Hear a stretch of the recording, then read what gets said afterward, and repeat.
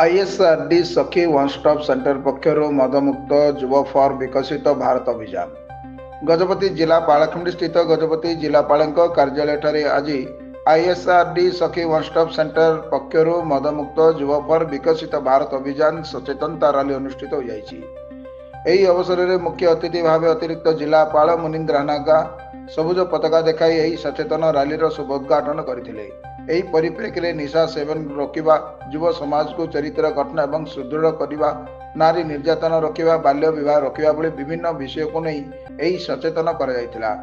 एही अवसर में उक्त सचेतन रैली नगर परिक्रमा करथिबा बेले सखी वन स्टॉप सेंटर केंद्र प्रशासिका अनन्या पात्र, नागेश्वर चौधरी, सुनीता बेहरा, मधुस्मिता पाड़ी, जस्मिन शेख, मोहिनी प्रधान अन्य स्टाफ माने उपस्थित रही यार परिचालना करथिले।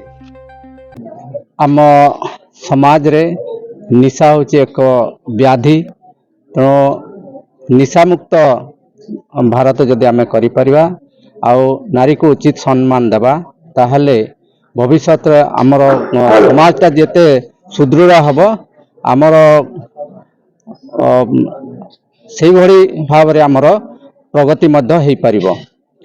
आम प्रकृति में मुझे कह इतिहास पृष्ठार एति कहबी जे सावित्रीबाई फुले तांकर जीवन काल रे बहुत प्रचेष्टा करछंती, नारी मान को शिक्षित करने से संग्राम जारी रखिते। आउ सी 1800 ख्रीष्टाब्द 1866-64 मसीहा से गोटे शिक्षानुष्ठान गठन करी नारी मान को शिक्षा पाई से बहुत तांकर स्वामी ज्योतिबा फुले सांगरे चेष्टा करथिले। ता बाद भी आमर नारी मानकर उत्थान पाई डॉक्टर बी.आर. आंबेडकर मध्य से तांकर विभिन्न लेखा आउ संविधान मध्य से रखिथिले तांकर।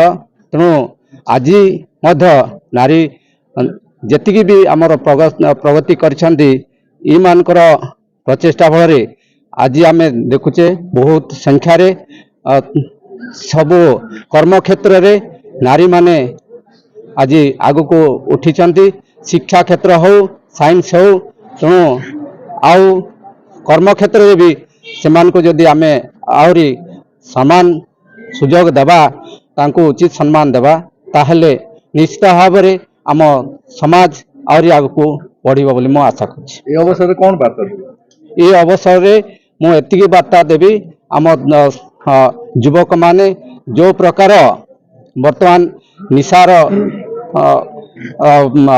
ये निशा शिकार होउचंती से जदि निशा को परित्याग करिवा ताहले आम समाज आम भारत आउ टिके अग्रगति करिवे। एटा आईएसआरडी वन स्टॉप तरफ आउ जिला एडमिनिस्ट्रेशन तरफ एटा प्रोग्राम आज जो निशा मुक्त युव भारत विकसित भारत पई एटा कार्यक्रम चली। सर ये खाली ये शहर भितर ही होगा ना, प्रति ब्लॉक मान कर भी यही ये सचेतनता कार्यक्रम रहिबो?